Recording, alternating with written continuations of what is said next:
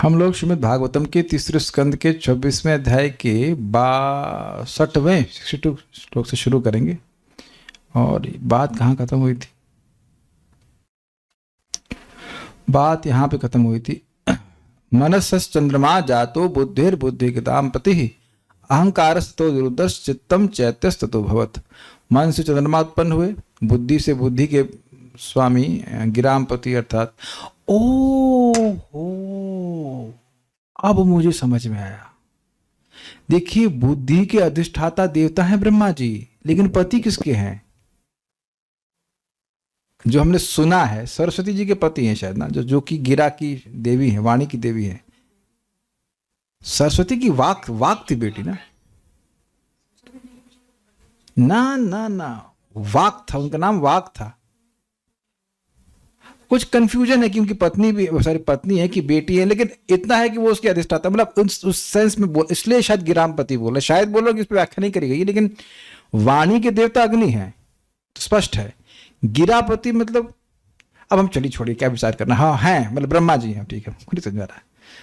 अहंकार सतो रुद्रस, अहंकार और उससे उनके अधिष्ठाता, हाँ उसके अधिष्ठाता देवता शिव जी पर प्रकट हुए, और चित्त प्रकट हुआ, और उससे चैत्य अर्थात चित्त में रहने वाले क्षेत्रज्ञ यानी भगवान विष्णु यानी भगवान वासुदेव प्रकट हुए। ये सब होने के बाद भी कुछ हुआ नहीं। अब यहां से श्लोक बोल रहे हैं, मेरे पीछे बोलिए। एता हि अभ्युत्थिता देवा नैवस्योत्थापने शकन्। एतेऽप्युत्थिता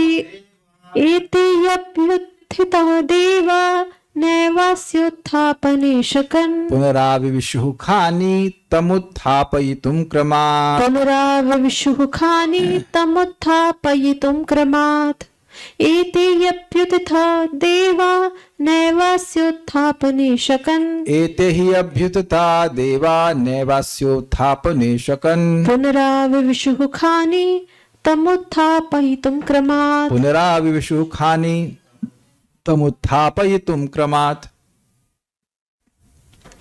इस तरह जब देवता तथा विभिन्न इंद्रियों के अधिष्ठाता देव प्रकट हो चुके, तुम सबों ने अपने अपने उत्पत्ति स्थान को जगाना चाहा, मतलब इस विराट पुरुष को जगाना चाहे। उसकी इंद्रियों में प्रकट हुए ना ये सब, किंतु ऐसा न कर सकने के कारण वे विराट पुरुष को जगाने के उद्देश्य से उनके शरीर में एक एक करके पुनः प्रविष्ट हो गए। ये बड़ी अजीब सी बात है। प्रकट हुए हैं कहाँ? विराट पुरुष के शरीर में ही। अब ये फिर वहां प्रकट हुए, हमको कुछ समझ में नहीं आया इसका मतलब क्या है।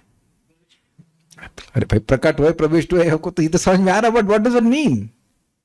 शिव जी अहंकार में प्रकट हुए, चलिए शिव जी की बात छोड़ते हैं। आंख में कौन प्रकट हुए थे? सूर्य।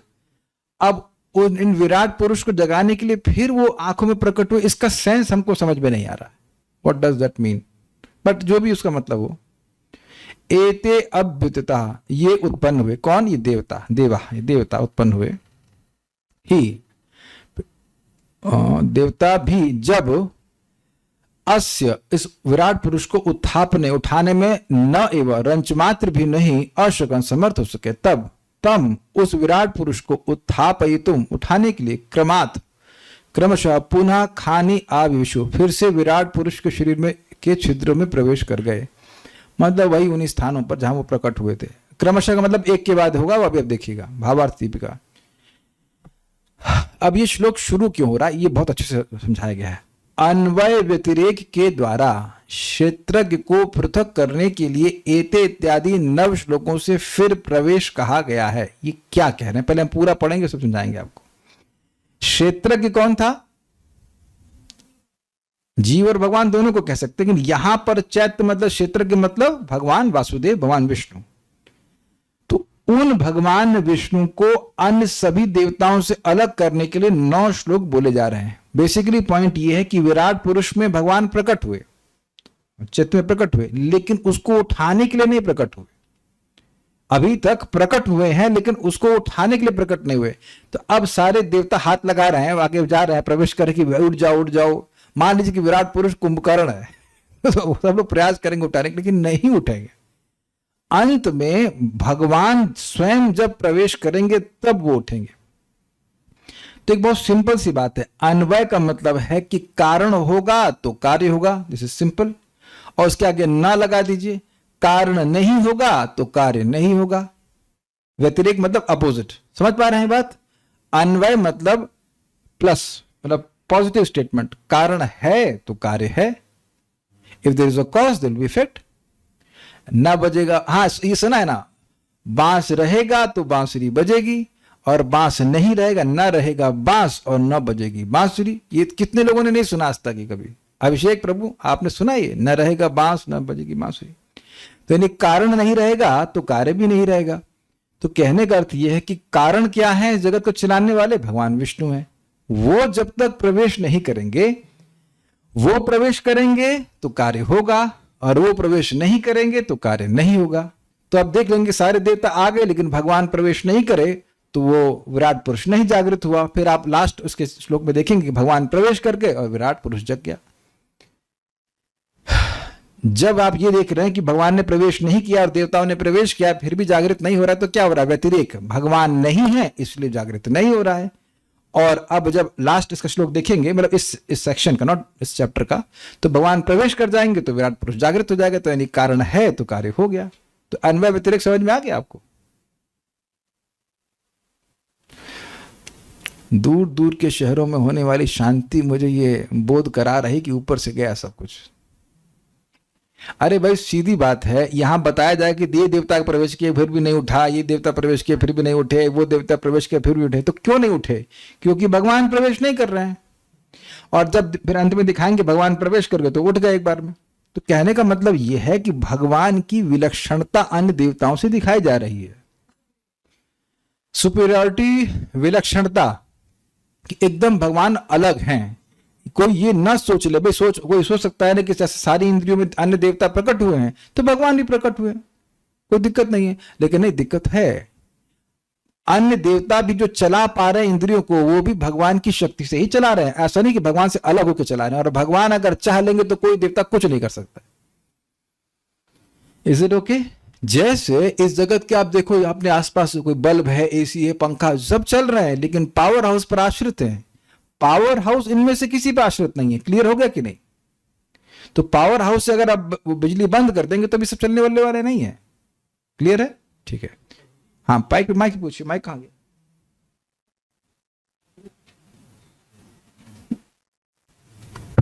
यस प्रभु।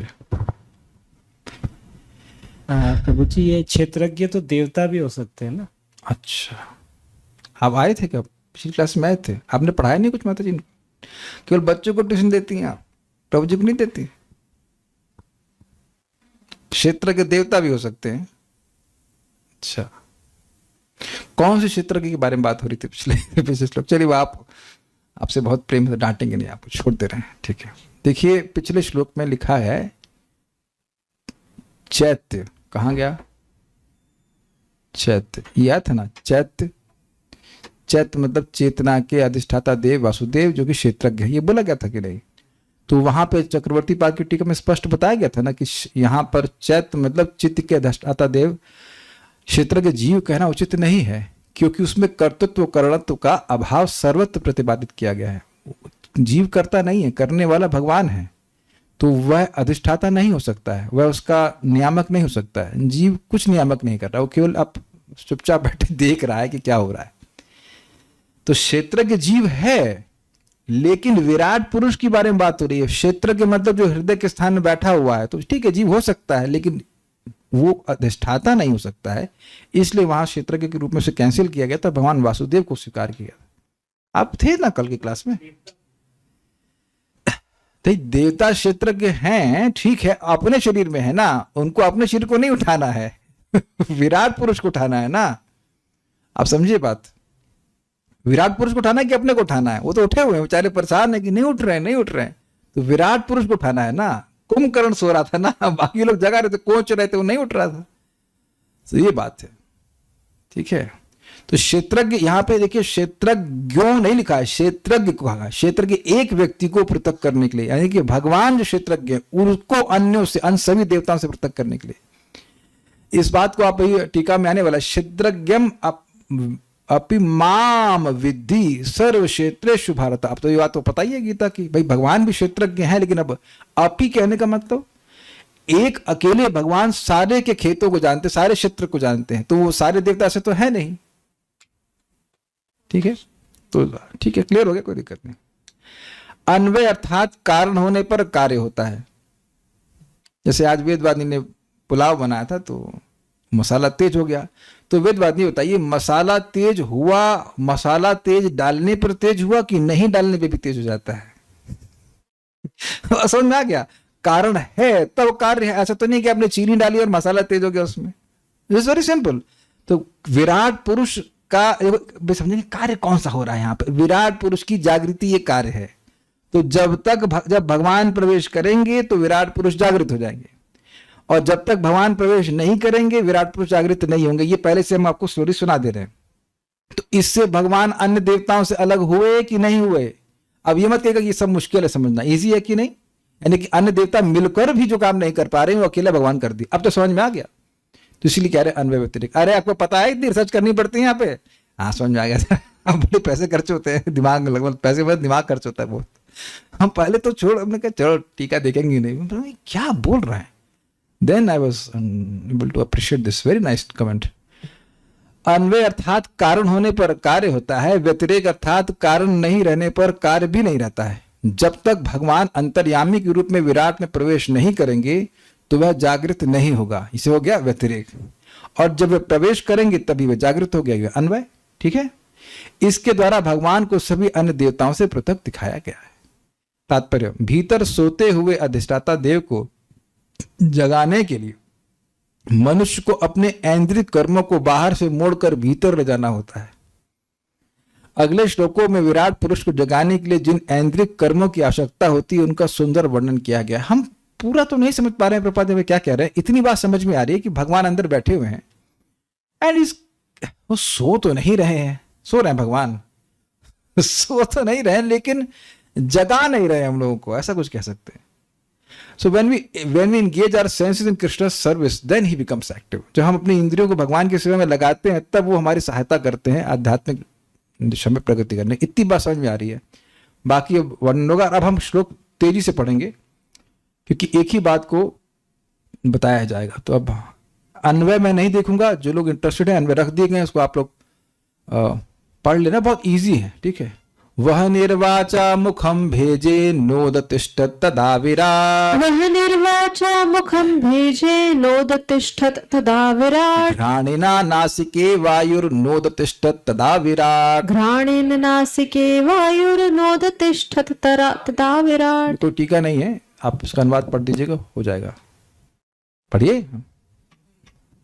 अग्निदेव ने वागेंद्रिय से उनके मुख में प्रवेश किया किंतु विराट पुरुष उठा नहीं। तब वायुदेव ने घ्राणेन्द्रिय से होकर उनके नथनों में प्रवेश किया तो भी विराट पुरुष नहीं जागा। तो नहीं से क्या आप बोध कर रहे हो? व्यतिरेक। भगवान नहीं आए अभी, जहां जहां नहीं आएगा मतलब व्यतिरेक। अभी कार्य नहीं हो रहा है, विराट पुरुष नहीं जग रहा है क्योंकि अभी मुख्य कारण भगवान प्रवेश नहीं कर रहे। इजी है, अगला देखते हैं। अक्षणी चक्षुषादित्यो नोदतिष्ठेत् तदा विराट। अक्षणी चक्षुषादित्यो नोदतिष्ठत् तदा विराट। श्रोत्रेण कर्णौ च दिशो नोदतिष्ठेत् तदा विराट। श्रोत्रेण कर्णौ च दिशो नोदतिष्ठत् तदा विराट।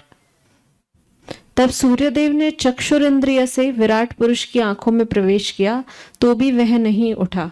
इसी तरह दिशाओं के अधिष्ठाता देवों ने श्रवणेन्द्रिय से होकर उनके कानों में प्रवेश किया किंतु तो भी वह नहीं उठा। तो ये तो स्पष्ट है कि आप लोग मैप कर पा रहे हैं कौन सा देवता कौन सी इंद्रिय का। इजी है, अभी तो पढ़ा था उसमें पहले।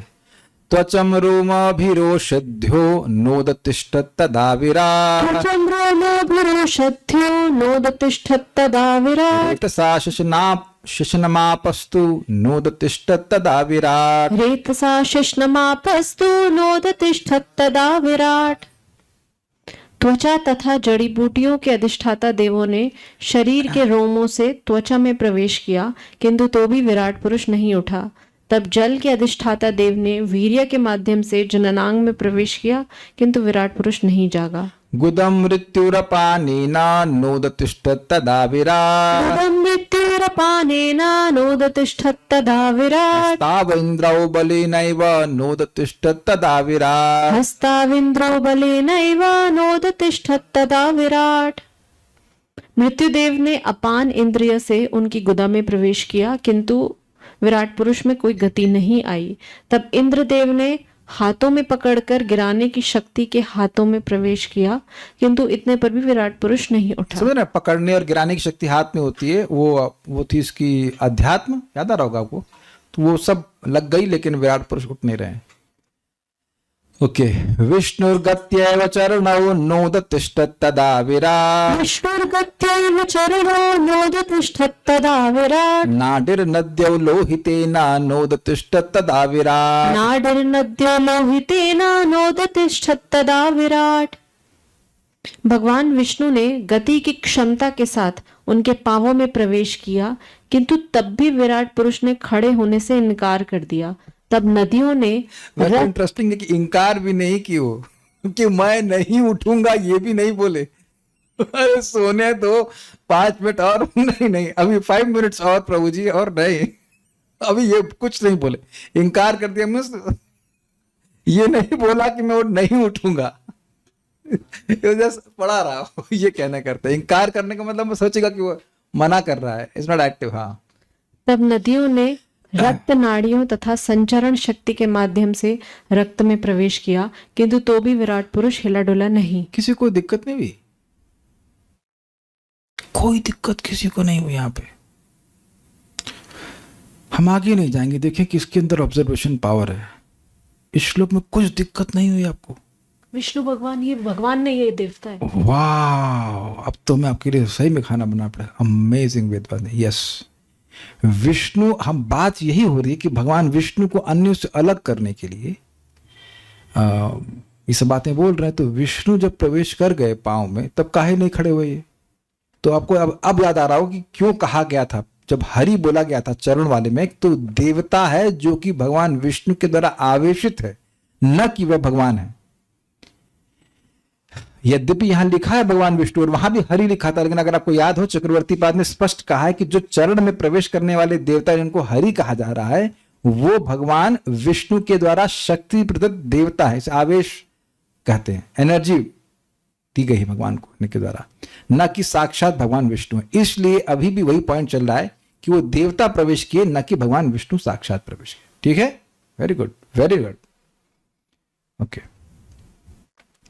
शुत्रभ्याम उदर सिंधुर नोदतिष्ठत् तदा विराट् शुत्रभ्याम उदर सिंधुर नोदतिष्ठत् तदा विराट् हृदयं मनसा चंद्रो नोदतिष्ठत् तदा विराट् हृदयं मनसा चंद्रो नोदतिष्ठत् तदा विराट। सागर ने भूख तथा प्यास के सहित उसके पेट में प्रवेश किया, किंतु तो भी विराट पुरुष ने उठने से इनकार कर ये दिया। अद्भुत है। अरे भूख प्यास तो यहाँ किसी को बैठने नहीं देती, विराट पुरुष को प्रभावित नहीं कर रही है। भूख लगने पे भी नहीं जग रहे हैं भाई, क्या बात है। आगे पढ़िए। चंद्रदेव ने मन के साथ उसके हृदय में प्रवेश किया, किंतु विराट पुरुष को जगाया न जा सका। अब देखिए, अब जान रहे हैं कि अधिभूत कौन रहेगा? हृदय, ओनली वन। उसमें अलग अलग लोग जाएंगे। सी, बुद्ध्या ब्रह्मापि हृदयं नोदतिष्ठत् तदा विराट् बुद्ध्या ब्रह्मापि हृदयं नोदतिष्ठत् तदा विराट् अभिमत्या हृदयं नोदतिष्ठत् तदा विराट् रुद्रोभिमत्या हृदयं नोदतिष्ठत् तदा विराट। ब्रह्मा भी बुद्धि के साथ उसके हृदय में प्रविष्ट हुए, किंतु तब भी विराट पुरुष उठने के लिए राजी न हुआ। रुद्र ने भी अहंकार समेत उसके हृदय में प्रवेश किया, किंतु तो भी वह टस से मस न हुआ। अब आ गया, यहां तक व्यतिरेक चल गया। अब अन्वय देखिए। चित्तेन हृदयं चैत्य, बोलिए। चित्तेन हृदयं चैत्यः क्षेत्रज्ञः प्राविशद यदा क्षेत्रज्ञः प्राविशद यदा विराट तदैव पुरुषः विराट तदैव पुरुषः सलिलात् उदतिष्ठत सलिलाद् उदतिष्ठत। चित्तेन हृदयं चैत्य क्षेत्रज्ञः प्राविशद यदा चित्तेन हृदयं चैत्यः क्षेत्रज्ञः प्राविशद यदा विराट तदैव पुरुषः सलिलात् उदतिष्ठत। विराट तदैव पुरुषः सलिलाद् उदतिष्ठत। बोलिए। चित्तेन हृदयं चैत्यः क्षेत्रज्ञः प्राविशति यदा चित्तेन हृदयं चैत्यः क्षेत्रज्ञः प्राविशद यदा विराट तदैव पुरुषः सलिलाद उत्तिष्ठत। विराट तदैव पुरुषः सलिलाद उदतिष्ठत। किंतु जब चेतना का अधिष्ठाता अंतःकरण का नियामक तर्क के साथ हृदय में प्रविष्ट हुआ तो उसी क्षण विराट पुरुष कारणार्णव से उठ खड़ा हुआ। कारणार्णव मतलब कारण सागर से। यदा किंतु जब चैत्य चित्त में रहने वाले चेतना के अधिष्ठाता देव भगवान वासुदेव क्षेत्रज्ञ क्षेत्र को जानने वाला वाले होना चाहिए परम जानने वाले परमात्मा ने हृदय चित्ते न प्राविशत हृदय में चित्त सहित प्रवेश किया। चित्त सहित मतलब वही प्रभात तर्क मतलब बेसिकली वो ग्रहण शक्ति चित्त से सब कुछ काम होता है। तदा एवं उसी समय ही विराट पुरुष सलिलात उदतिष्ठ था। विराट पुरुष प्रलय काल के जल से उठकर खड़ा हो गया। अन्वैदिज्ञ भगवान ने प्रवेश किया कारण आ गए तो अब विराट पुरुष उठ कार्य क्या था? विराट पुरुष का खड़ा उठ के खड़ा हो जागृत हो जाना वह हो गया। इजी है, ठीक है। सारार्थ दर्शनी।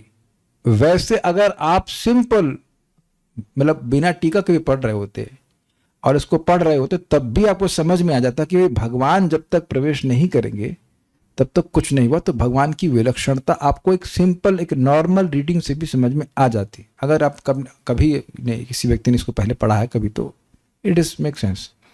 अब और क्लियरली समझ में आ रही। सारा दर्शनी। चैत्य कहने से वासुदेव वे ही क्षेत्रज्ञ अर्थात अंतर्यामी है। तो यहां क्षेत्रज्ञ क्या अर्थ हुआ राजेश प्रभु?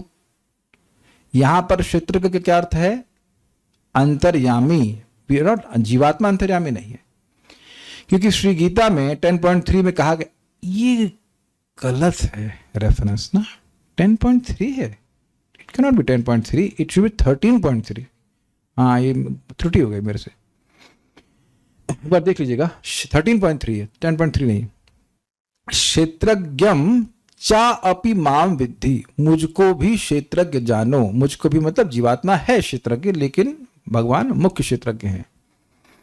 अर्थात हे भारत तुम मुझे समस्त क्षेत्रों में स्थित क्षेत्र के रूप में जानो इत्यादि। यानी कि भगवान सब कुछ सभी के हृदय में रहने वाले अंतर्यामी है। अब यह एक इंटरेस्टिंग बात कर रहे हैं, भाई ये क्या है 33 समझ नहीं आ रहा है। भगवान प्रवेश किए तभी जगे विराट पुरुष, ये समझ में नहीं आ रहा। तो एक दृष्टांत दे रहे कि भाई देखो, जब कोई जीव सो रहा होता है, मनुष्य सो रहा होता है, तो अब उसकी प्राण, मन, इंद्रियां और बुद्धि क्या उसको जगा पाते हैं? क्यों भाई? इजी है कि नहीं? हमारा प्राण जगा पाते हैं? नहीं तो सांस लेते रहते हैं। कोई व्यक्ति प्राणों से जगता है। गौरव प्रभु आप प्राण से जगते हैं, आप तो जगते ही नहीं है। Is it not? जगते हैं सुबह नहीं। क्या करें, परमात्मा कोऑपरेट नहीं कर रहे, व्यतिरेक। भगवान कोऑपरेशन नहीं तो इफेक्ट नहीं हो रहा। क्या करें, भगवान शायद सो गया कर दे उनको नहीं पता। अरे डरो भैया, वर्ल्ड वॉर होने वाली है, भजन कर लो। एनीवेज, तो ये बताए कि कोई व्यक्ति है जिसके प्राण उसको सुबह उठाते हो? वरुण प्रभु बहुत डीप रिसर्च कर रहे हैं। आप कभी सोचे इस तरह से कि प्राण उठाते? प्राण तो नहीं उठाते हैं। अच्छा, मोक्ष माता जी आपकी कौन सी इंद्रिय आपको उठाती है? इंद्रिय तो नहीं, अलार्म ना लगाओ तो इंद्रिय तो नहीं उठा रही है, ठीक है। अच्छा, हमेशा आप लोग अलार्म से उठते हैं ना? कभी कभी अलार्म से नहीं उठते। कई बार तो भी हुआ है बीच में, तो अलार्म मुझे सुनाई नहीं पड़ा और बाद में उठा तो मैंने कहा इसको ऑफ कौन किया? 1 ऑफ, 2 ऑफ, 3 ऑफ। लगता है कोई है जो कर रहा है। कौन है? कोई तो कर नहीं सकता है। सो आपको हुआ कभी सो अनकॉन्शियस, आपको पता भी नहीं चला कि आपने ऑफ कब कर दिया। This is mind blowing. 2-3 दिन में ऐसा हुआ, सरप्राइज्ड। तो इंद्रियां भी नहीं उठा रही हैं और मन तो सो ही रहा है।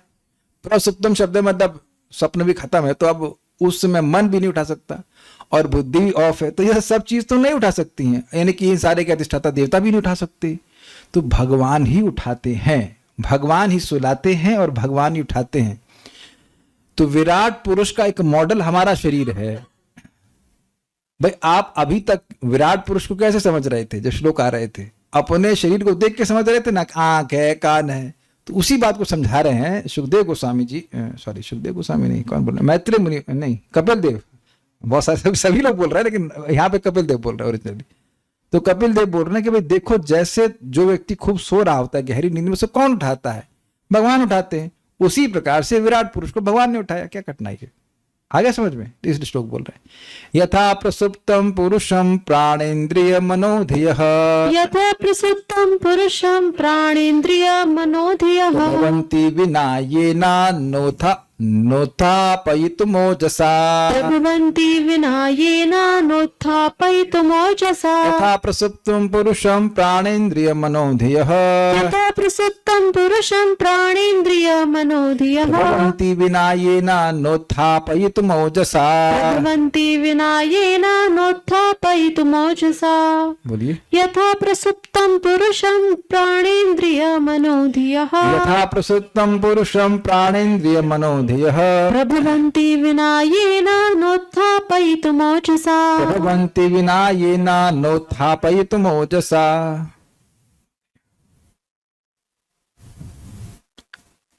जब मनुष्य सोता रहता है तो उसकी सारी भौतिक संपदा मटीरियल प्रॉपर्टी यथा प्राण शक्ति, ज्ञानेन्द्रियां, कर्मेंद्रियां, मन तथा बुद्धि उसे उत्प्रेरित नहीं कर सकती, अर्थात उसे जगा नहीं सकती। वह तभी जागृत हो पाता है जब परमात्मा उसकी सहायता करता है। हमको मेरे याद आ रहे गोपाल अग्रवाल प्रभु हमारे घर पे आए, तो बड़े बड़े स्वीट से हैं, अभी हैं यहाँ पे क्लास में। बोले मैं तो भगवान को बोल देता हूँ, देखो आप मुझे उठाओगे तो मैं भी सेवा करूंगा अगर 4 बजे उठाओगे तो 5 बजे खाने को मिलेगा, अगर 3 बजे उठा दोगे तो 4 बजे खिला दो।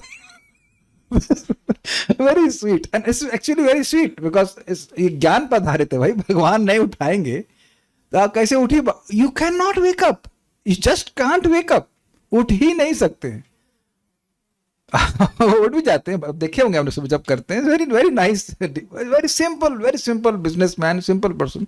बट बात बड़ी ज्ञान की कह रहे हैं कि आप नहीं उठाएंगे तो कैसे काम चलेगा? प्रेरणा देने वाले तो भगवान ही है ना। यथा प्रसुप्तम, जैसे प्रकृष्ट सुप्तम, गहरी नींद में सोए हुए, इसलिए गहरी नींद का प्रयोग कर रहे हैं, हल्का फुल्का नहीं, अच्छे से सोया हुआ व्यक्ति, पुरुषम, पुरुष को मैंने मनुष्य को, प्राण स्पष्ट है, प्राण, इंद्रियां, कर्मेंद्रियां, ज्ञानेन्द्रियां, मन स्पष्ट है, धिया बुद्धि, ये ना विना, जिस मतलब जिसके बिना, जिस परमात्मा के बिना, ओजसा अपनी शक्ति से उत्थापयितुम न प्रभवंती, जगाने में समर्थ नहीं होते, उसका पूरा करना पड़ेगा आपको। उसी तरह वे भी विराट पुरुष को क्षेत्रज्ञ परमात्मा के बिना नहीं उठा सकते। सबको समझ आ गया? भाई प्रैक्टिकल है कि जो सो रहा होता है वो सांस भी ले रहा होता है, तो कहां वो उठ पाता है? नहीं उठ पाता है। यहां तक कि सपना भी नहीं टूट सकता है। सपने में बुद्धि एक्टिव रहती है, लेकिन सपना भी आपने देखा होगा कि चले जा रहा है, एकदम से स्नैप होता। यद्यपि अलार्म ना भी बजा हो, मैं रिपीट कर रहा हूं, अलार्म तो अभी रिसेंट इन्वेंशन है, लेकिन हमेशा तो अलार्म नहीं बजता है। अलार्म ना भी बजे, जब तक भगवान उस सपने को तोड़ करके आपको दूसरा जागृत कॉन्शियसनेस में नहीं लेके आते हैं, not possible. He is absolutely in control of our consciousness. यही तो समझ में आई बात भाई। 4 कॉन्शियसनेस है कि नहीं? प्रसुप्ति, सपनावस्था, जागृति और तुर्या। तुर्या का तो अनुभव हम लोग को है नहीं, लेकिन सभी सारी चेतना जो कंट्रोल करने वाले भगवान है।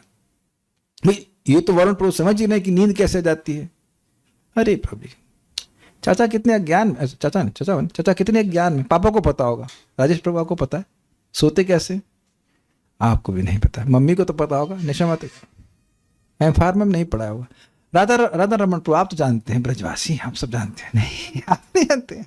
आप कहोगे आप जानते हो, हम भी नहीं जानते हैं। वेदवाणी जानती है, वेदवाणी कहती है हम तो कहीं भी सो लेते हैं। कैसे सो लेती हैं आप? कहीं भी कैसे नींद आ जाती है? तो कोई यहाँ पे जो विद्वान मंडली को जानता है हम सो कैसे जाते हैं? अरे ये तो छोड़ दीजिए, लोग जप में भी सो जाते हैं। मैं बोला सांस लो, सो गए। हम तो ये देखते हैं, कभी कभी हम कुछ बोल रहे होते हैं, फिर उसमें भी सो जाते हैं लोग। अरे चलो जप में सो रहे अलग बात है, लेकिन कुछ बोला जा रहा है वो तो सुनो, उस जगने के लिए बोल रहे हैं, उसमें भी सो जाते हैं।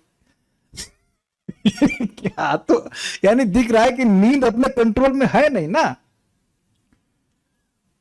तो एक वक्त बोल रहे भगवान सुलाते हैं जप में। हाँ भाई, अब ज्यादा जप कर लेंगे तो आप जल्दी नहीं आ जाएंगे गोलोक में। वो फ्लैट बनवा रहे, उससे पहले पहुंच गए तो वेट नहीं करना पड़ेगा आपको। वो भी फ्लैट बनने में टाइम लग रहा है ना।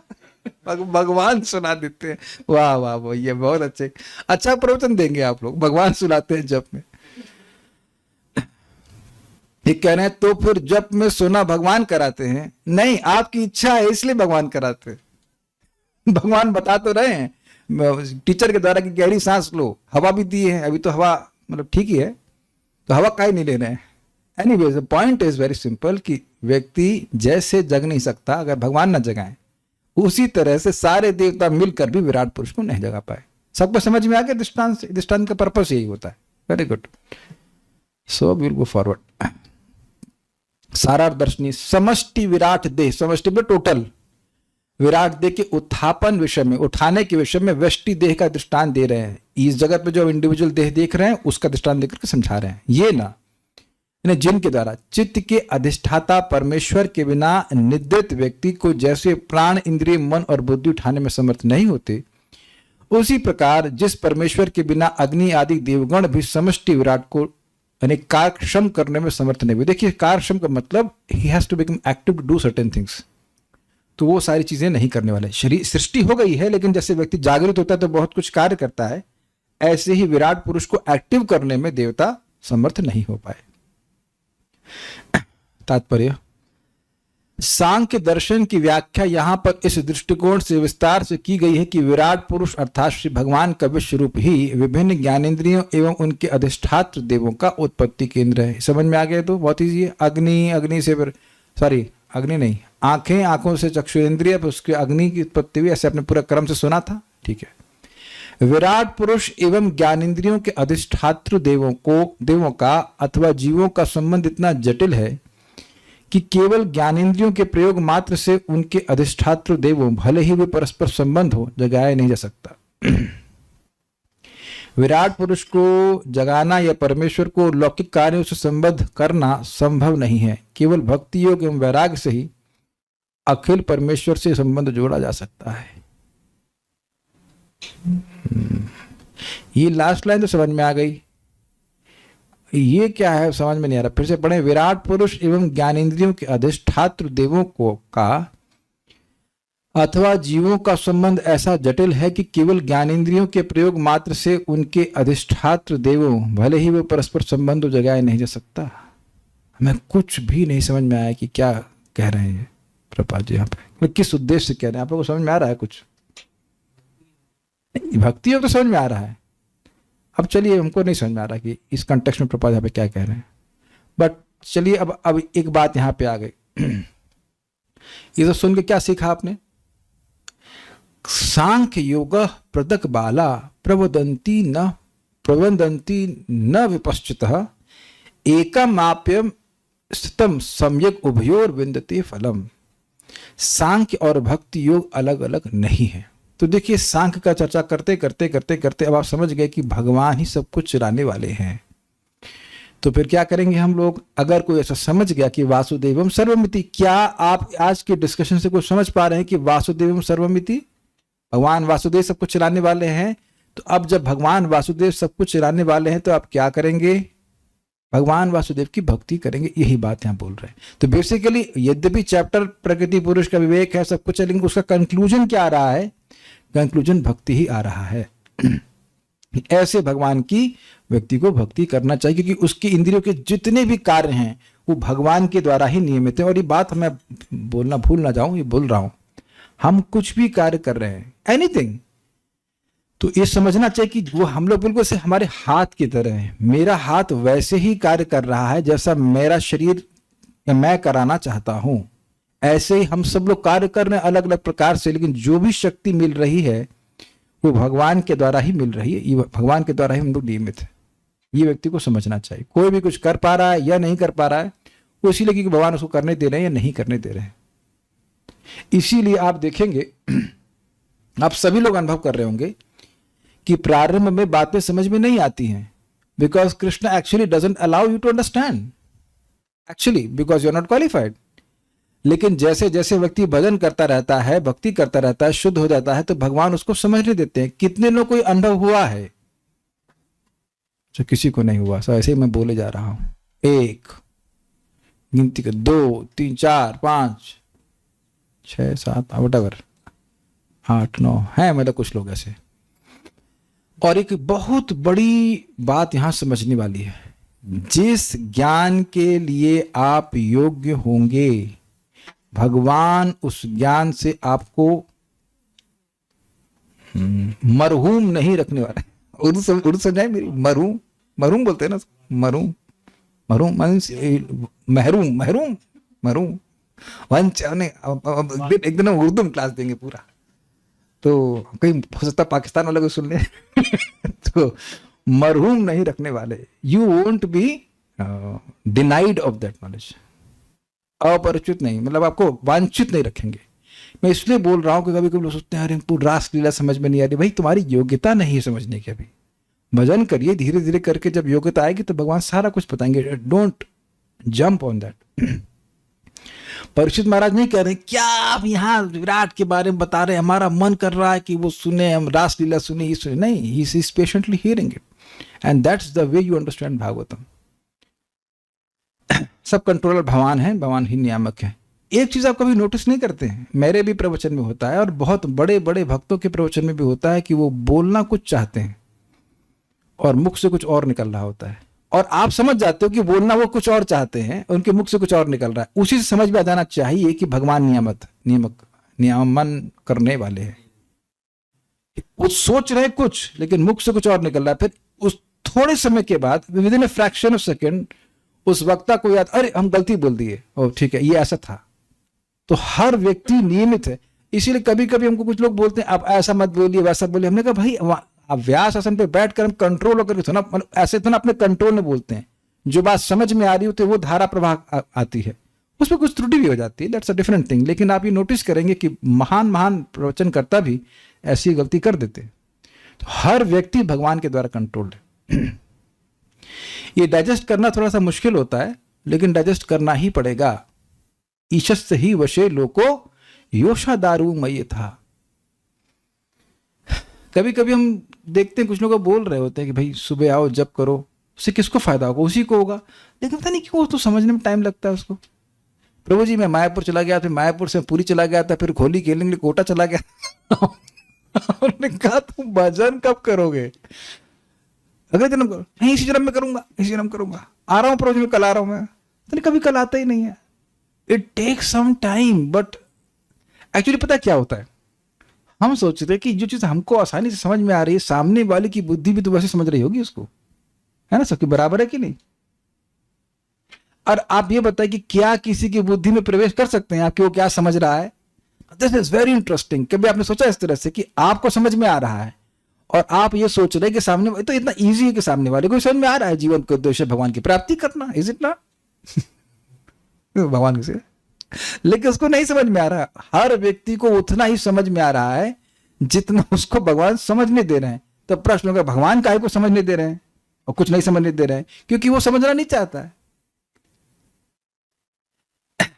This is very intricate points. तो चलिए अब हम लोग को समझ में आ रहा है तो हम लोग करने क्या वाले, हमें करना क्या है? वह भगवान कपिल देव कह रहे कि उन्हीं भगवान का तुम ध्यान करो। ये आखिरी श्लोक है इसका। हाँ मेरे पीछे बोलिए, बोलिए। तस्मिन् प्रत्यगात्मानं धिया योग प्रवृत्तया। तस्मिन् प्रत्यगात्मानं धिया योग प्रवृत्तया। भक्त्या विरक्त्या ज्ञानेन विविच्यात्मनि चिन्तयेत्। भक्त्या विरक्त्या ज्ञानेन विचिन्त्यात्मनि चिन्तयेत्। तस्मिन् प्रत्यगात्मानं धिया योग प्रवृत्तया। तस्मिन् प्रत्यगात्मानं धिया योग प्रवृत्तया। भक्त्या विरक्त्या ज्ञानेन विविच्यात्मनि चिन्तयेत्। भक्त्या विरक्त्या ज्ञानेन विविच्यात्मनि चिन्तयेत्। तस्मिन् प्रत्यगात्मानं धिया योग प्रवृत्तया। तस्मिन् प्रत्यगात्मानं धिया योग प्रवृत्तया। भक्त्या विरक्त्या ज्ञानेन विविच्यात्मनि चिन्तयेत्। भक्त्या विरक्त्या ज्ञानेन विविच्यात्मनि चिन्तयेत्।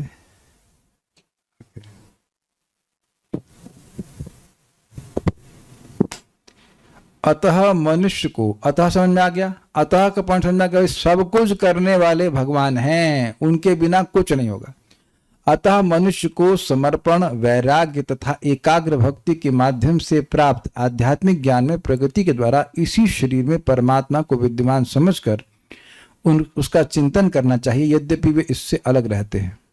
देखते हैं भक्तिया, इस प्रकार सर्वप्रथम ईश्वर की भक्ति से की होना चाहिए, भक्ति से विरक्तिया, और उसके उपरांत अन्यत्र विरक्ति से। भाई ये क्या हो रहा है, भगवान की भक्ति करते हैं तो भगवान से अलग अन्यत्र जो कुछ भी है उससे विरक्ति हो जाती है कि भगवान तो चिन्मय है, बाकी सिर्फ जड़ है। और ज्ञानेना, और उसके बाद ईश्वर अनुभव रूप ज्ञान से, जगत से विरक्त है, भगवान में आसक्त है, तो मयि आसक्त मना पार्था योगम युंजम मदाश्रय असंशयम समग्रमाम यथा ज्ञास्यसि तशृणु। तो भगवान का ज्ञान होने लगता है, बल्कि क्रम तो ये है कि भगवान का अनुभव होता है, ज्ञान होता है, इस कारण से जगत से विरक्ति होती है। लेकिन जैसे भी आप समझ लीजिए, भक्ति उत्पन्न होती, जगत से विरक्ति हो जाती है। योग प्रवृत्तियां, भक्ति योग के द्वारा एकाग्र चित्त से भगवान का अनुभव हुआ, अब भक्ति कर रहा है, फिर भगवान का अनुभव हुआ, तो अब मन भगवान में और एकाग्रता से लगेगा।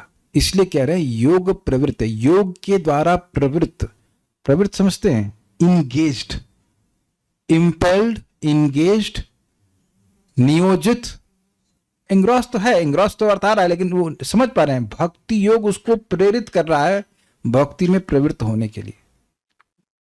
देखिए इस क्लास में सब लोग अलग अलग लेवल के हैं, तो अब जिसको कम समझ में आ रहा है वो कल क्लास में आएगा नहीं आएगा, अब तो हिम। जिसको खूब समझ में आ रहा है वो बहुत आग्रह से आएगा। अंतर है कि नहीं दोनों में, कुछ है ना। तो जिसको अधिक अनुभव हो रहा है श्रीमद् भागवतम का, वो और अधिक प्रवृत्त नहीं होगा क्या? भागवत ही उसको भागवत में प्रवृत्त नहीं कराएगी? अरे यहीं बैठे हैं करना मित्रों, खुद अपना अनुभव बता रहे थे कि 4-5 साल पहले, 6 साल पहले, 6 साल पहले बड़े खुश होते थे जिस दिन क्लास नहीं होती थी। अच्छा आज रोज प्रीचिंग ले भागा, बहुत अच्छा है, प्रचार ही सार है, रोज बाहर जाए। अब कहते हैं कि भाई क्लास छूट जाती है, सुटेबल क्लास नहीं होती तो अच्छा नहीं लगता है। तो आप देखिए कि भागवत का एप्रिसिएशन बढ़ा है, तो वह एप्रिसिएशन मन को एकाग्र नहीं कर रहा है। इस सबका अनुभव है भाई, सबका शुरुआत में आते पल्ले नहीं पड़ता है, लेकिन जब भागवत समझ में आने लगती है तो आप देखेंगे कि मन एकाग्र भी नहीं करना पड़ता है, अपने आप एकाग्र होने लगता है। क्या बोलेंगे इस पॉइंट का क्या मतलब है, समझ में आने लगता है। ये तो अनुभव से बोल रहा हूं, आप लोगों को भी समझ में आ ही रहा होगा बात। आप एक बार अभी कुछ भक्त आए थे सुबह के समय, तो उस दिन मैं क्लास जानबूझ करके रोक दिया। हमें लग रहा था ये लोग बेचारे परेशान हो रहे हैं, क्या छोड़िए कल बढ़ा देंगे इसको। यू नो आप you can see in the eyes कि भाई समझ में आ रहा है कि नहीं आ रहा है। तो जो एकदम भागवत से के ज्ञान से महरूम है नवाकिफ हैं, उनको भागवत क्या समझ में आएगी। परम पूज्य राधा गोविंद महाराज बोलते हैं कि नए लोगों को पढ़ा रहे हैं, अब उनको यही समझ में नहीं आया यमराज कौन है। तो अब जामिल कहानी क्या पढ़ाएंगे आप। यमराज कौन। तो नए लोगों को हर फ्रेज समझाओ, यमराज कौन, अजामिल कौन, ये वो। तो आप देखिए यहाँ पर हम मान रहे हैं कि इस्कॉन के भक्त हैं, तो आप लोग को बहुत सारी बात बोल देता हूँ, देखो अजामिल से आप लोग अजामिल चाचा जी का नाम हो। आप अजामिल के बारे में जानते हो, इज इट नॉट। अब वो था ना कहानी सारी समझाऊंगा मैं समझाने का प्रयास कर रहा हूँ कि जितना व्यक्ति भक्ति करता है वो और प्रवृत्त होता जाता है। आप लोगों को बहुत सिंपल लग रहा है, लेकिन बहुत से भक्त हम यहाँ देख रहे हैं वो एकदम स्थिर हो गए कि सुबह उठना ही है, देयर इज कोई विकल्प ही नहीं कि सुबह उठना है कि नहीं उठना है। तो ये भक्ति ही प्रवृत्त कर रही है व्यक्ति को, और अधिक प्रवृत्त कर रही है। यही बात बोल रहे हैं कि भक्ति करी, उसे विरक्ति आई, भगवान का अनुभव हुआ, तो अब भक्ति उसको और एकाग्र कर रही है, वो और जगह चीजों से डिस्टर्ब नहीं हो रहा है। ये बात बोल रहे हैं। तो भक्ति योग के द्वारा एकाग्र चित्त से धिया, जो ज्ञान उत्पन्न होता है। देखिए अद्भुत अर्थ लिया गया, धिया मतलब बुद्धि होती है, लेकिन यहां धिया का अर्थ है ज्ञान, जो अवेयरनेस है। उससे अस्मिन आत्मनि, इस अपने शुद्ध मन में स्थित, या आत्मा का मतलब देह, जो देह में भगवान स्थित है, उसमें स्थित भगवान को तम, उस प्रत्यगात्मानम, स्वयं प्रकाश भगवत स्वरूप परमात्मा को। ये क्या मतलब है? भगवान को कोई नहीं दिखा सकता है, भगवान स्वयं अपने आप को प्रकाशित करते हैं। जब भगवान की भक्ति व्यक्ति करता है तो स्वयं भगवान अपने आप को हृदय में प्रकाशित कर देते हैं। जैसे मैंने आपको एग्जाम्पल दिया था कि कुछ थोड़ी सी बुद्धि लगाने लग जाएंगे तो समझ में आने लग जाए कि भगवान इस कार्य के लिए हमको प्रेरित कर रहे हैं, ये अच्छा कार्य हम कर रहे हैं, भगवान हमको प्रेरित कर रहे हैं। यार ये भी देखे होंगे कभी कोई रोग था, कोई परेशानी थी तो भगवान ने प्रेरित किया, जब देखो ये दवा खा लो, उस डॉक्टर के पास चले जाओ। यू कैन डायरेक्टली सी कि भगवान हमारी सहायता कर रहे हैं। अगर हम भजन में बढ़ना चाहते हैं आगे तो भगवान हमारी सहायता कर रहे हैं। लेकिन जो एकदम जड़ बुद्धि वाले लोग हैं वो नहीं मानेंगे। जैसे हमारी दादी जी तब तो बेचारी मर गई, वो हमको मुंह पे बोली हम मानते हैं कि कृष्ण भगवान है लेकिन हम पूजा दुर्गा जी की ही करेंगे। अब अब क्या करेंगे आप बताइए, माथा फोड़ेंगे? तो देख रहे हैं कि अब एकदम जड़ हैं लोग कि नहीं भगवान कृष्ण है मान रहे लेकिन पूजा दुर्गा जी की करेंगे, कृष्ण की करेंगे ही नहीं। Just keep quiet, what you can do. लोग जड़ हैं, भगवान भी हैं और हृदय में प्रेरित कर रहे हैं, लोग समझ नहीं पाते। आप लोग कहानी समझ रहे हो श्री कृष्ण है, नहीं तो लोग वही क्या परम पिता परमात्मा परमेश्वर और कौन वो बहुत भारत में चलता है, बहुत चलता है। तो उनको विविच यानी जानकर चिंतित यानी ध्यान करेगा, मतलब ये समझते हो कि मेरी जितनी भी क्रियाएं हैं वो सब भगवान के द्वारा प्रेरित हो रही हैं। This is very nice, very nice. पता नहीं कितने भक्त इस बात को अनुभव कर पा रहे हैं कि जो साधना आप सोच रहे थे कि आप कर ही नहीं पाएंगे वो आप कर पा रहे हैं इन दिस लाइफ इटसेल्फ। ये कौन कर रहा है? भगवान करा रहे हैं कि नहीं? देखिए एक बात आप समझ लीजिएगा, जब भगवान आपको हमको विषयों से विमुख करने लग जाए ना, वो सबसे वो वास्तविक कृपा उनकी है। When we become disentangled, जितना भगवान हमको इस प्रकार से उधर घुमा रहे हैं, अपनी भोगों से घुमाकर अपनी तरफ मोड़ रहे हैं, उतना आप समझ लीजिए भगवान की कृपा आप पर हो रही है। And that you don't have to explain to anyone, खुद अपने आप अनुभव होता है। अब देखिए कुछ हम लोग की मति भागवत में लग रही तो भगवान की कृपा ही है ना, नहीं तो कितने बड़े बड़े लोग हैं जिनको हिज एक्सीलेंसी कहा जाता है। आप समझते हैं मेरी बात? दुनिया के किसी दूसरे प्रेसिडेंट को हिज एक्सीलेंसी बोलते हैं। तुमसे पूछो उसमें एक्सीलेंट क्या है उनमें बताइए। किसी भी देश के प्रेसिडेंट में एक्सीलेंट क्या है? What is he excelling? Is he even better than an animal?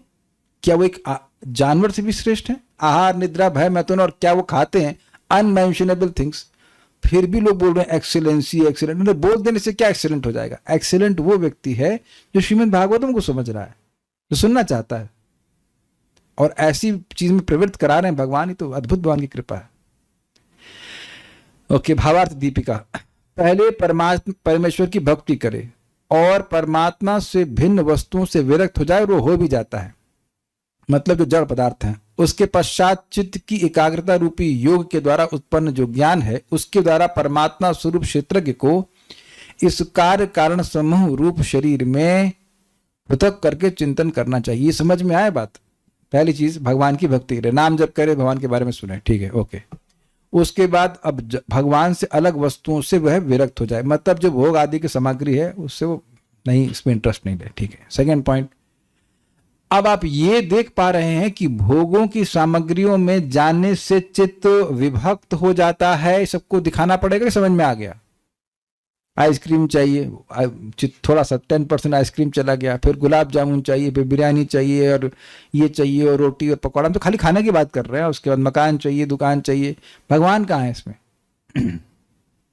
कुछ समझ में आ रहा है? What is that? भोग ऐश्वर्य प्रसक्ता नाम तया अपरहित चेतसाम व्यवसायत्मिका बुद्धिर समाधौ न विधीयते। और एक और श्लोक था ना, बहुशाखा, कैसा श्लोक था वो? व्यवसायत्मिका बुद्धिर एक कुरु नंदना बहुशाखा ही अनंताश्च बुद्धयो व्यवसायी नाम।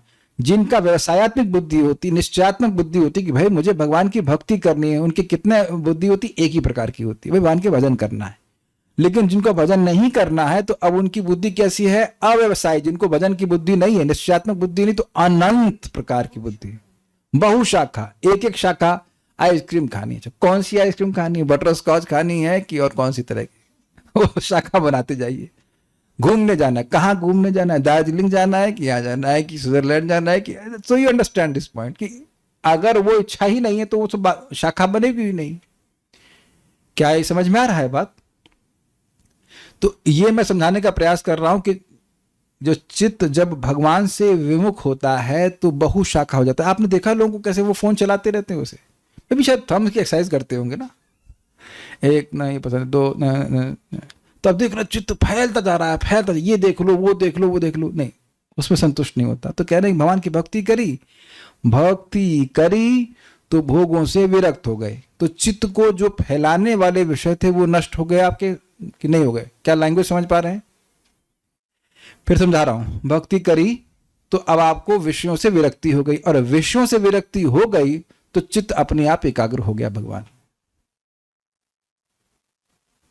आप देखिए कुछ लोग जब करते हैं, कुछ लोग अपना जब शाम के लिए छोड़ते हैं, अच्छा होता होगा शायद, तो आप देखेंगे, मैं एक बार को देखा, फोन चला रहे हैं, ओपन नहीं, पब्लिक में, कम से कम रूम के अंदर तो करो, हरे कृष्ण कृष्ण कृष्ण हरे हरे राम। तो अब वो चित्त उसी में फंसा हुआ है, तो मन कैसे भगवान में एकाग्र होगा? ये तो सबने अनुभव किया है, इस प्रकार से लोग करते हैं।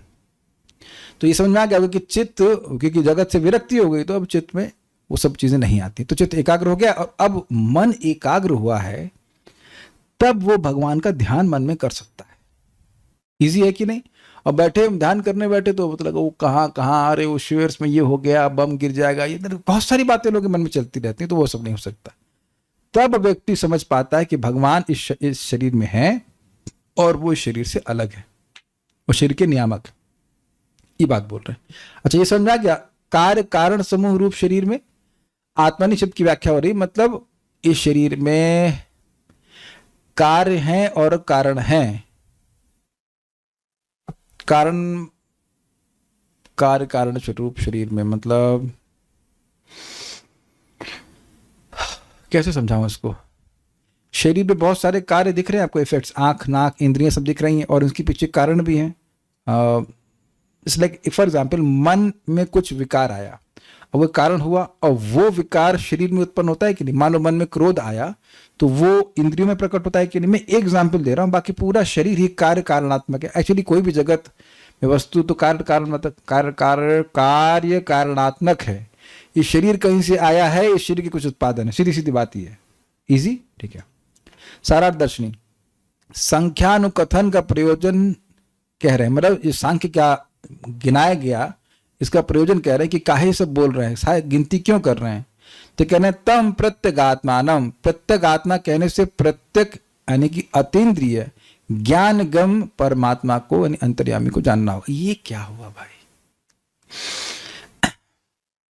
कह रहे हैं कि ये जो परमात्मा है, भगवान है, ये स्थूल इंद्रियों से पकड़ में नहीं आते, इसलिए उनको प्रत्यगात्मा कह रहे हैं। जब इंद्रियां पूरी तरह शुद्ध हो जाती हैं तो वो अतीन्द्रिय यानी सुपर सेंसेस बन जाती हैं, और जब इंद्रियां सुपर हो जाती हैं तब भगवान को पकड़ती हैं।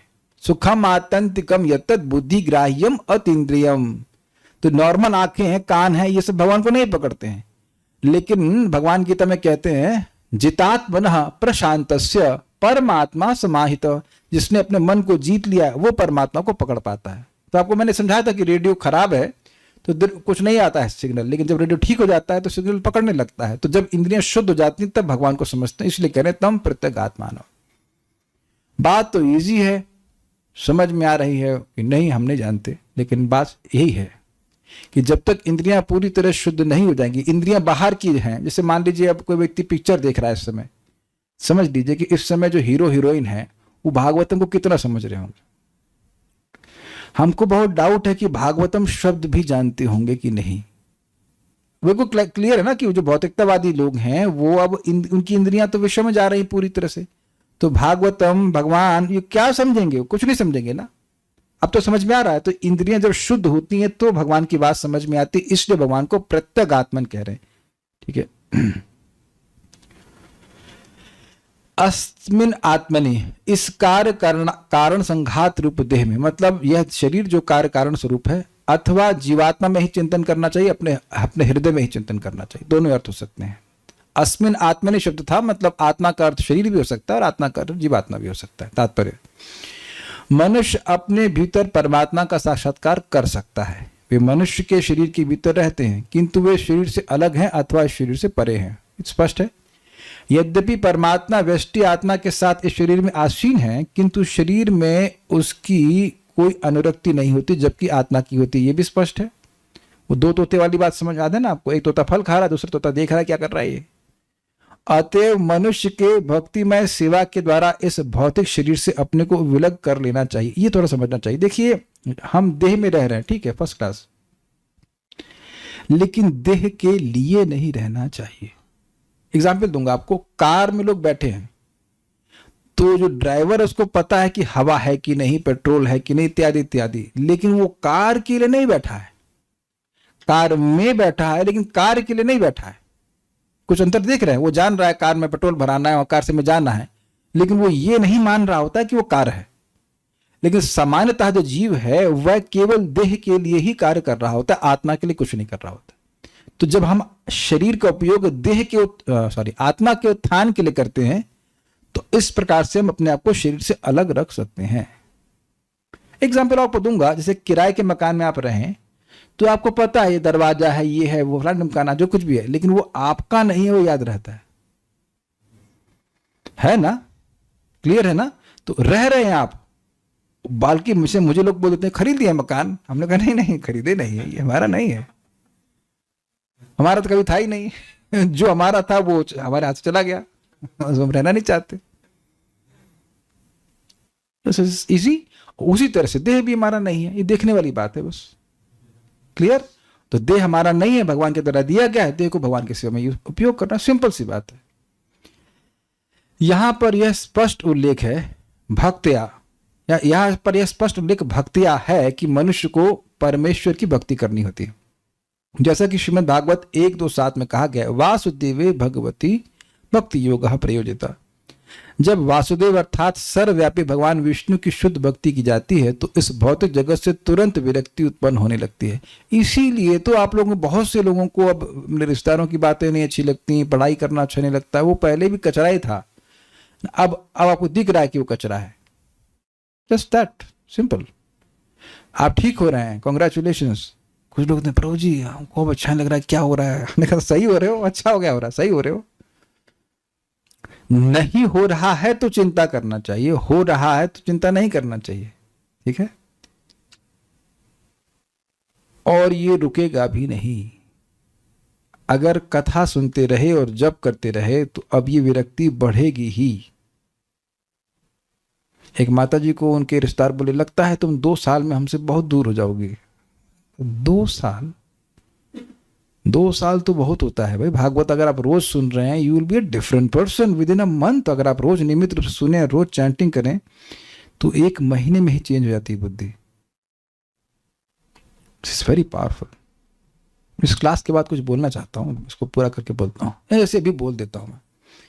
आज हमको एक माता जी ने कॉल किया, तो एक उनके घर में हम लोग कार्यक्रम करने गए थे बहुत साल पहले, आई थिंक 6-7 साल पहले, हमको दिन याद नहीं रहते हैं।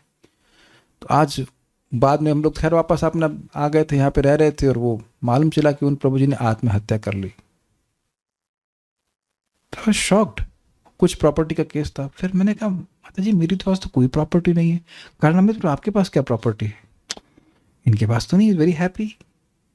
तो आप देख रहे हैं कि भागवतम नहीं सुनने से, भक्ति नहीं करने से, जिस अवस्था में दूसरा एक बंदा तो खुश है हम किराए के मकान में रहने, मारो बम, कोई अपना तो है नहीं, फूटे कुछ भी फूटे, क्या फर्क पड़ता है?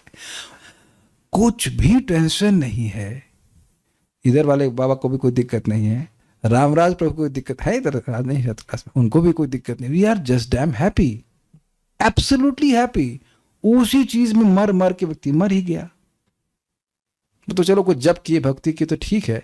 तो ये भागवत कितना बड़ा फायदा करा रही है, ये लोग समझ नहीं पाते हैं। अब वो चिंता करने क्या हो सकता है? मैंने कहा अब क्या जो होना है, जो किया हमने भक्ति की, तो आगे कंटिन्यू करेंगे। बट यू सी, क्या ये शोक और मोह का प्रभाव नहीं है कि हमारे को नहीं लेके, हमें कुछ नहीं मिला, भट जी की चीजें? यही है जगत की आसक्ति, और जिसका रिजल्ट आप देख रहे हैं। भगवान की भक्ति अगर दृढ़ता से व्यक्ति करे तो विरक्त हो जाएगा। आप देखना, बड़ी सुंदर बात एक महाराज बोले थे, परम पूज्य कदम कानन महाराज, कि भगवान अपने अन्न ऐश्वर्य देंगे तो आप फंस जाएंगे। मान लो भगवान ने अपना रूप दे दिया तो आप फंस ही जाओगे। अरे धन दे दिया तो फंसेंगे, लेकिन भगवान ने अपना वैराग्य ऐश्वर्य दिया तो आप बड़े खुश हो जाएंगे। और देते ही हैं भक्तों को। क्या ठीक है भाई, दुनिया में जो बवाल चल रहा है उस अवैराग्य की वजह से ही है। कोई कठिनाई तो नहीं ना स्वीकार करने में, हमारा ये है, हमारा ये है, तुम तो सब लेके आए थे ना। And there people fighting over this. तो भक्ति करने से अपने आप व्यक्ति को लगता है कि भाई, लगता है कि वो अनुभव होता है कुछ है ही नहीं काम की चीज, और सुख भी तो नहीं दे रही है, सुख भी तो नहीं दे रहा है वस्तुएं। सांख्य का उद्देश्य मनुष्य को भौतिक कलमश से विलग करना है। कैसे कलमश अलग होगा भाई? तुम हो ही नहीं, वो तुम हो ही नहीं, तुम वो देह हो ही नहीं। जब अच्छे से सुनेगा, ये जो एलिमेंट्स गिनती उसमें आप है ही नहीं, आप लाइन में खड़े ही नहीं है। पृथ्वी, जल, वायु, अग्नि, आकाश, काउंटिंग हो रही तो कहीं आए आप? कहीं थे ही नहीं, आपको सीट ही नहीं दी गई है। भौतिक तत्व आप है ही नहीं भाई, तो कैसे उसमें आसक्त हो सकते हैं बताइए? और अब प्यूरिफिकेशन भी हृदय का हो रहा है। श्री भगवान की भक्ति करने मात्र से इस उद्देश्य की प्राप्ति हो जाती है। मतलब पॉइंट क्या है कि अगर मान लो कोई सांख्य न भी समझ पाए, लेकिन भगवान की भक्ति करता है तो उसका हृदय पवित्र हो जाएगा, ये बात बोल रहा है। जब मनुष्य भौतिक संपत्ति की आसक्ति से विरक्त हो जाता है तो वह अपना मन परमात्मा में केंद्रित कर सकता है। ये अभी मैंने समझा दिया ना, अब ये करना है, वो करना है, यहां जाना है, और उसकी शादी में जाना है, ये काम करना है, तो कहां तुम्हारा मन तो बट गया। तो जब एकदम विरक्त हो गया उन सब चीजों से, स्वाभाविक रूप से उसका मन आसक्त हो जाएगा भगवान में। इजी था समझने में, ठीक है। जब तक मन इस संसार की ओर भटकता रहता है तब तक मन तथा बुद्धि को श्री भगवान या उनके अंश रूप अर्थात परमात्मा में केंद्रित कर पाना असंभव होता है। ये मैंने पहले भी समझाया है। क्लास में व्यक्ति बैठा है, ओ अरे यार बिजनेस में ये हो गया, वो हो गया, उसका पूरा बिजनेस चलता रहता है एक्सेप्ट क्लास, है कि नहीं? ये देखा गया है, सबका अनुभव भी हो कि मन अगर डिस्टर्ब है तो वो क्लास वास में कभी मन लगता होता नहीं। ये काम करना है, वो काम करना है, ये सब, इसीलिए तो लोग भूल भी जाते हैं बात क्लास की। देखिए एक बात आपको समझना होगा, ये सारी बातें दुनिया का चाहे कोई व्यक्ति ना समझ पाए, हमें उससे मतलब भी नहीं है, हमें अपने लिए समझना है। वी आर, देखिए कुछ समय के बाद ये शरीर छोड़ना है, अब पता नहीं कौन सी देह में जाना है। Is better to be detach from beginning itself. जब से समझ में आने लग जाए तब से विरक्ति होना शुरू हो जाए, क्योंकि देखिए मृत्यु किसी का वेट नहीं कर रही, किसी का नहीं, ना उम्र का, ना आश्रम का, ना रेस्पेक्ट का, ना कुछ भी नहीं, सब कुछ समाप्त कर देगी। तो ये दृष्टि होनी चाहिए कि हो सकता है कि आज मेरा आखिरी दिन है। Then what is the value of इतना सारी चीज इकट्ठा करने का क्या मतलब है? कुछ समझ रहे हैं ना बात? It helps to focus on the lord. अरे कुछ नहीं तो कम से कम मॉर्निंग मॉन्क तो बनना चाहिए ना। सुबह उठ करके साधु बन जाइए, भजन करिए, समझ रहे हैं ना, उसका फिर कूद जाइए नदी में भौतिक जगत के लिए, फिर भी थोड़े समय के लिए फिर कम से कम उठना चाहिए। दूसरे शब्दों में, जब तक मनुष्य भौतिक संसार से विरक्त नहीं हो जाता तब तक वह अपने मन तथा शक्ति को परमेश्वर में नहीं लगा पाता। भौतिक जगत से विरक्त हो जाने के बाद मनुष्य सचमुच परम सत्य का दिव्य ज्ञान प्राप्त कर सकता है। ये हमारा समझाते भी हैं कि भागवत ना अभी मैनेजमेंट करने वाले लोग समझ नहीं पाते। कारण क्या है? मन में चलता रहता है, ये है वो है, अंदर सारी खिचड़ी पकती रहती है। इट इज ये अनुभव किया गया है कि अब जब अलग अलग अर्थ बोले जाएंगे, श्रीमद् भागवतम के डिस्कशन किया जाएगा कि शब्द के कई अर्थ बोले जाएंगे, तो कुछ लोग तो, कुछ भक्तों को चिढ़ जाएंगे इसकी, क्या जरूरत है इतना अंडर पढ़ने की। तो उनसे बोलो कि महाप्रभु ने 61 तरह से क्या जरूरत थी उनको एक्सप्लेन करने की। श्रीमद् भागवतम के एक श्लोक को आत्म रामश्च मुनियो निर्ग्रंथ प्युरुक्रमे कुर्वन्तो हेतु किम भक्ति मिथ्यम भूत गुणो हरि। हो ये रहा है कि बुद्धि को लगाई हुई है भौतिक विषयों में, वहां उसकी क्या कहते हैं, बाल की खाल निकाल। उस आदमी ने हमसे ये कहा, कहता उसने ये था, लेकिन कहना वो ये चाहता था। अब बताइए, उतना दिमाग वहां लगा रहा है, वहां विवेक्षा को एनालिसिस कर रहा है, तब नहीं लग रहा है। आपको याद हो तो महाराज डांट लगाए थे।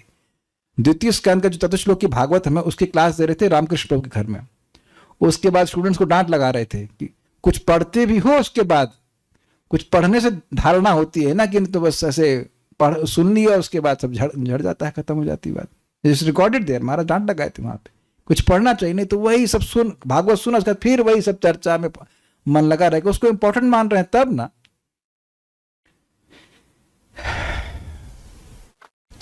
जब तक वह इंद्रिय भोग या सांसारिक भोग में फंसा रहता है तब तक परम सत्य को समझ पाना संभव नहीं होता। भगवत गीता 18.54 में भी इसकी पुष्टि हुई है। क्या पुष्टि हुई भाई?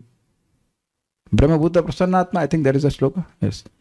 भौतिक कलमश से मुक्त व्यक्ति प्रसन्न रहता है और भक्ति में प्रवेश कर सकता है तथा भक्ति योग के द्वारा मुक्त हो सकता है। श्रीमद् भागवत के प्रथम स्कंद में कहा गया है कि मनुष्य भक्ति करके प्रसन्न होता है और प्रसन्न रहने पर वह तत्व ज्ञान या कृष्ण भक्ति को समझ सकता है, अन्यथा ऐसा संभव है। एवं प्रसन्न मनसो भगवत भक्ति योगतः भगवत तत्व विज्ञानम मुक्त संगत से जायते। इस प्रकार से भगवान के द्वारा श्रवण कीर्तन करके व्यक्ति का चित्त रजोगुण तमोगुण से जब रहित हो जाता है तो उसको बहुत आनंद आता है, बहुत सुख मिलता है और फिर भगवान के तत्व को समझ पाता है। ये बात प्रभुपाद कह रहे हैं।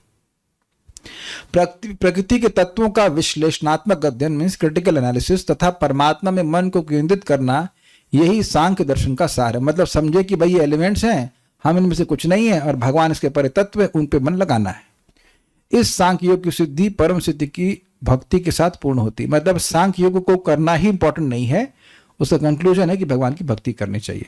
इस प्रकार श्रीमद् भागवत के तृतीय स्कंद के अंतर्गत प्रकृति के मूलभूत सिद्धांत नामक 26वें अध्याय की भक्ति विधान तात्पर्य पूर्ण हुए। श्रील प्रभुपाद की जय। I am so happy, very happy कि वर्ल्ड वॉर से पहले हमने तीसरे स्कंद के 26वें अध्याय तक पहुंच गए। कौन जाने मिसाइल गिर जाए कोई भरोसा नहीं। और कोई प्रश्न किसी बात का है, पैसे नहीं रहेगा तो सुसाइड इज प्रेफरेबल। अच्छा, मां के गर्भ में भी पैसा था आपके पास तो वहां कहा ही नहीं कि सुसाइड कर लिए। देखो एक बात आप समझ लेना, जिस दिन भूखे ऐसी नौबत आ जाए कि आपके पास खाने के भी पैसे ना हो तो आप मुझे फोन करना और गूगल पे नंबर बता देना, मैं 100 रुपये भेज दूंगा केवल एक दिन के खाने के। अगले दिन फिर देखना कि भूखे मर रहे हो तो फिर मैसेज करना, प्रभु जी खाने के लिए कुछ नहीं, तो सिर्फ 100 रुपये भेज दूंगा मैं अगले दिन फिर भूखे मर। आज तक हमें कोई रिक्वेस्ट ऐसी अपने ग्रुप में से नहीं आई है, लेकिन 16 माला के बाद भेजूंगा। समझे बात? ये सब नौटंकी है, सब नौटंकी है। भूखे नहीं मर सकते। देखिए भगवान सबसे अच्छे मैनेजर है। मैं भी एक मैनेजर रह चुका हूं। मेरा एक सिंपल सिस्टम है। आपको क्या सुविधा चाहिए? अच्छा, मंगल आरती के लिए गर्म पानी चाहिए, 2 गीजर लगा देंगे। अब नहीं उठे तो गाली देंगे फिर कस। तो भगवान तो इतने अच्छे मैनेजर है। आप भजन करिए, आपकी आवश्यकता से अधिक ही मिलेगा। प्लीज सुसाइड नहीं करना, कोई भूखे नहीं मरना। बता देना, 100 रुपये भेज देंगे, आप 100 रुपये में हो जाएगा ना, पेट भर जाएगा ना। दाल चावल आता है ना, क्या 100 रुपये किलो आता है। 1 किलो राइस तो खाते नहीं, 100 ग्राम होता है राइस, है ना। 100 रुपये किलो दाल आती है, तो आपकी 100 ग्राम दाल कितने रुपए की? 10 रुपया की। और 10 रुपए का चावल और 5 रुपए का तेल का चौक मार देना 25 रुपये में खा लोगे आप। तो कौन भूखा मर रहा है यहाँ पे बताइए? भूखा भगवान बड़ा, महाराज बड़ा अच्छा बोलते हैं, देखे सुने न भक्त भिखारी।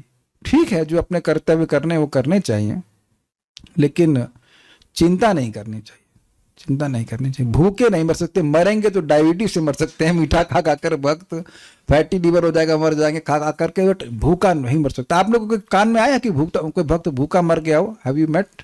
काले कृष्ण प्रभु, आप किसी डिवोटी को मिले जो भूखा मर गया हो? मुस्कुरा रहे हैं।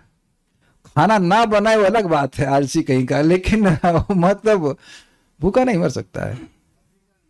अफ्रीका में डिवोटी मर रहे हैं भूखे। मतलब हम प्रश्न सुनिए, अब डिवोटी की बात कर रहा हूं। डिवोटी नहीं मर सकते। प्रभुपाद बता रहे थे कि जब वो कौन सा था वो 1905 की जो भुखमरी थी, उसमें भी भक्त लोग कह रहे थे we are managing somehow that, managing somehow. Krishna बहुत दयालु है, और जो भजन कर रहे हैं उनका तो हद से ज्यादा दयालु। भूखे नहीं मर सकते। मेरे को जॉब में भी ज्यादा बोलने का मन नहीं करता, लगता है कि क्यों खचर खचर करूं। कभी कभी लगता है आगे काम कैसे चलेगा। अब ठीक है, अच्छी बात है, प्रगति। Condition apply for 100 rupees. Shyam सावना Prabhu, condition apply for 100 rupees. हाँ 16, उसके बाद 100। प्रसादम खा लेंगे, फ्री है। द्रविड प्रभु कह रहे हैं फ्री। आपके लिए फ्री है क्या? माता जी से पैसे नहीं लेते बनाने के, ठीक है। Okay, so there no more questions, you got it. Raghupati Pran कुछ कहना चाहते हैं? ओके बोलिए प्रभु जी। 1 मिनट, मुझे सेटिंग चेंज करनी होगी।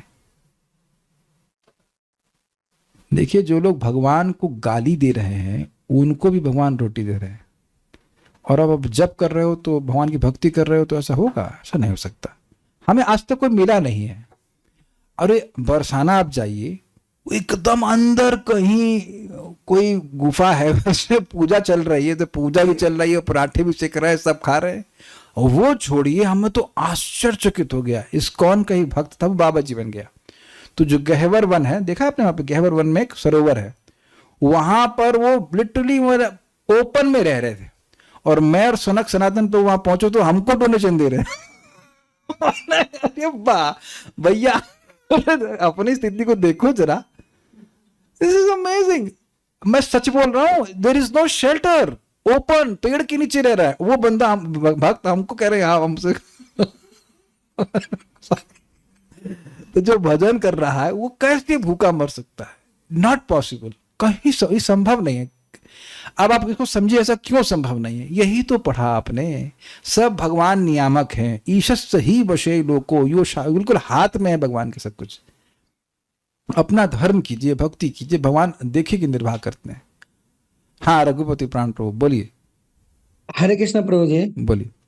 प्रभु जी, मेरा प्रश्न है कि श्रीमद् भागवतम जैसे जैसे आपसे और किसी अन्य भक्तों से सुनता हूँ तो ऐसा आसक्ति हो जाता है कि बस और सुनते ही जाऊं, सुनते ही जाऊं।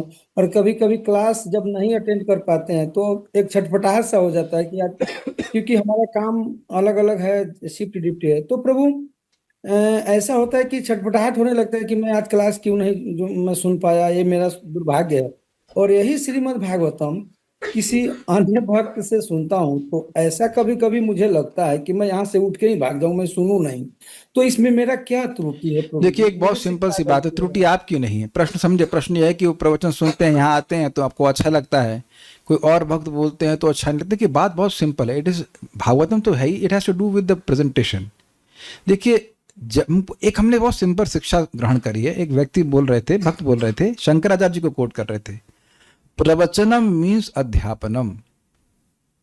आप केमिस्ट्री की क्लास में फिजिक्स पढ़ने नहीं जाते हो, तो देखिए कठिनाई क्या होती है कि जब प्रवचन हो रहा होता है तो सामने वाले को समझ में नहीं आता कि बोलना क्या है, तो अब वो टॉपिक से वो ऑफ चला जाता है। अभी मान लीजिए मैं यहाँ पर रुक्मणी जी के विवाह के बारे में बात करने लग जाऊं, आप लोग रुक्मणी कहाँ आए ये तो माता देवी होती हैं, हाउ कम रुक्मणी कम। या फिर मैं किताब के वितरण की महिमा के बोलने लग जाऊं, भाई किताब की वितरण की महिमा है but that is not a topic here. अगर आप बुक डिस्ट्रीब्यूशन के बारे में बात करना चाहते हो तो वो बात करो। तो होता क्या है कि लोग अध्ययन करते नहीं भागवतम का, तो फिर पढ़ाएंगे भी इसी तरह से। तो इसलिए आपको, अब दूसरों को तो हम चेंज नहीं कर सकते हैं, अपने लेवल पे अगर आप कभी क्लास दीजिए तो आप ऐसे क्लास दीजिए कि टॉपिक से सट के चलिए। हमें इसमें 2 उदाहरण हमारे जीवन में प्रैक्टिकल हम देखा, परम पूज्य राधा गोविंद महाराज, परम पूज्य वृंदावन चंद्र महाराज। परम पूज्य वृंदावन चंद्र महाराज कोई कहानी भी सुनाएंगे तो वो उसको समझाने के लिए सुनाते हैं। अगर आप बहुत ध्यान से उस बात को सुन पाए, is very nice teacher, extremely nice teacher. सुंदर सुंदर दृष्टांत बताएंगे, वो विचार करके आते हैं इसको कैसे समझाना है, स्टूडेंट को क्या बात समझ में नहीं आएगी, वेरी नाइसली एक्सप्लेन। और महाराज के तो खैर वो दुख है, महाराज बीमार क्यों हो गए, तो 14 साल में कितना कुछ हम सुन लेते महाराज से। एक्सट्रीमली नाइस, एक्सट्रीमली नाइस, मतलब I have no words to explain. इतना आप अगर एक लेक्चर सीरीज सुनिए, ये भागवत धर्म, इतना अच्छा महाराज समझाएं और इतने कठिन टॉपिक्स को इतना क्लियरली इजी वे में समझाएं और बिल्कुल सट करके। और महाराज एक प्रवचन में बोल रहे हैं कि जो बात बोल रहे हैं पहले उसे कंप्लीट कर लेना चाहिए। कभी कभी लोग बोलते हैं आधी बात, उसे छोड़ करके दूसरी बात, छोड़ करके तीसरी बात, या कभी कोई प्रवचन करता है चेन लिंक मैकेनिज्म।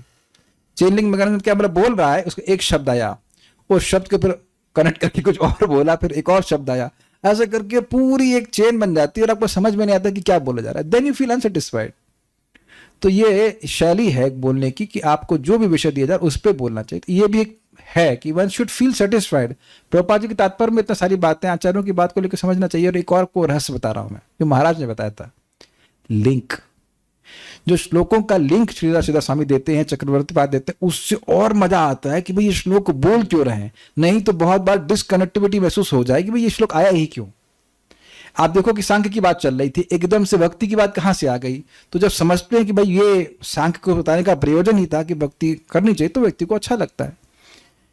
और एक और आपको सीक्रेट बताऊंगा जो उर्मिला माता जी ने बताया था। हमारा ऐसा नहीं मेरे को पता था, क्लास में बताया, बहुत अच्छा लगा था, बहुत अच्छा बात उन्हें बोली।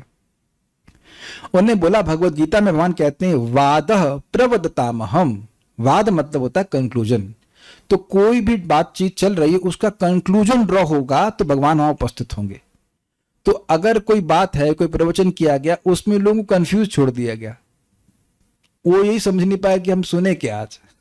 आप ऐसा होता है ना, कभी कोई प्रवचन करते गए बोलना क्या चाहते थे, तो अब ऐसे में उस प्रवचन में भगवान उपस्थित नहीं है बस, तो कंक्लूजन ड्रॉ कर दिया जाए कि हाँ ये है, और ऑब्वियसली कंक्लूजन भक्ति के संदर्भ में होना चाहिए, तो भगवान की उपस्थिति वहां होगी और भगवान प्रसन्न है तो जीवात्मा भी प्रसन्न होगा। और एक हम इसमें और तीसरी बात बोलेंगे, बहुत सिंपल, जो महाराज ने बोली कि भाई हर जीवात्मा भगवान का प्रेमी है, तो भगवान की बात बोलेंगे तो उसको अच्छा लगेगा, और भगवान की बात नहीं बोलेंगे, अपनी बात कुछ बोलेंगे, आप कभी देख लेना कि अपनी बात बोलेगा ना, अपना मत बोलेंगे, कोई ना कोई व्यक्ति असंतुष्ट होगा ही, बिकॉज इज योर ओपिनियन, वो मन से उत्पन्न हुआ है और भगवान उससे संतुष्ट नहीं हुए। तो अपने को ही देखना है कि भगवान की बात बोली जानी चाहिए। I think there are no more questions on that, will stop here. Shrimad Bhagavatam की जय, श्रील प्रभुपाद की जय, निताई गौर प्रेमानंदे। Thank you.